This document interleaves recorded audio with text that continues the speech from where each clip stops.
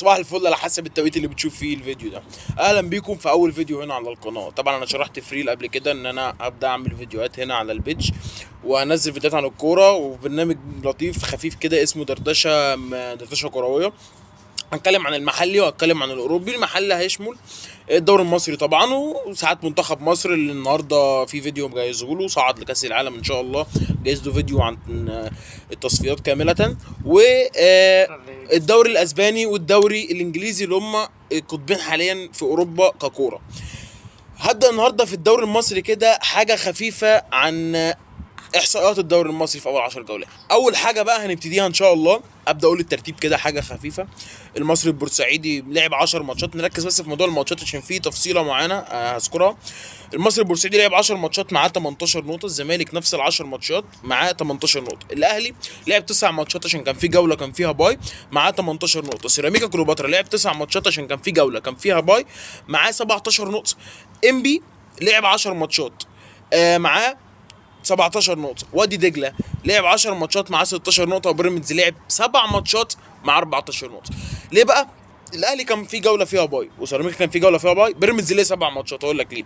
بيراميدز اتاجل له ماتش ساعه ما كان بيلعب مع اهلي جده في السعوديه في بطوله الانتر كونتيننتال، واتاجل له ماتش لما كان بيلعب الجيش الرواندي ذهابا ايابا، اتاجل له ماتش بتاع طلائع الجيش على ما اظن، عشان خاطر الدور التمهيدي لدوري ابطال افريقيا.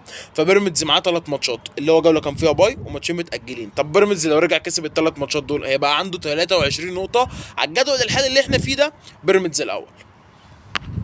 كده شرحنا موضوع الجدول. عندنا اقوى هجوم في الدوري طبعا المصري البورسعيدي جاب 18 جول، تاني اقوى هجوم الاهلي جاب 17 جول، بينما اقوى دفاع في الدوري بيراميدز وسيراميكا الاثنين مستقبلين 4 اهداف. هداف الدوري عندنا صلاح محسن وعمر الساعي، ودغموم من المصري. صلاح عنده 5 تجوان ودغموم عنده 4 تجوان وعمر الساعي عنده 4 تجوان. تريزيجيه من الاهلي طبعا ده هداف الاهلي 4 تجوان، وعداء الدباغ هداف الزمالك ب3 تجوان. اكتر لعيب صانع محمد هاني، ودي مفاجاه، صانع 4 اهداف، صنع 4 اهداف.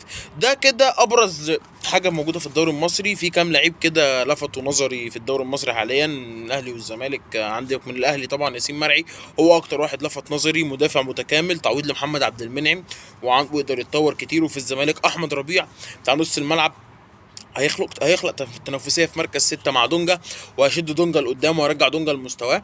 وعندك طبعا محمد اسماعيل المدافع اللي جايبينه من نادي زد، ده مدافع اكتشفنا ان احنا عندنا كواليتي مدافع بيقدر يطلع بالكرة من تحت، مش زي الكواليتي اللي موجود في الزمالك.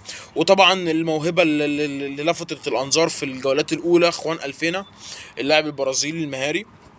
وطبعا رجوع حسين الشحات لمستواه، بس في كتير من الناس تقول رجوع حسين الشحات في مستواه كان في ماتش الزمالك، لا، او رجوع حسين الشحات في مستواه يدين بالفضل للكابتن حلمي طولان للمنتخب المحلي، هو اللي رجع حسين الشحات لمستواه. ودي كده نبذه بسيطه عن الدوري المصري، وان شاء الله هخش لكم بتفاصيل في للزمالك وللاهلي وبيراميدز، ونتكلم في حاجات كتير الفتره الجايه. احلى مسا عليكم.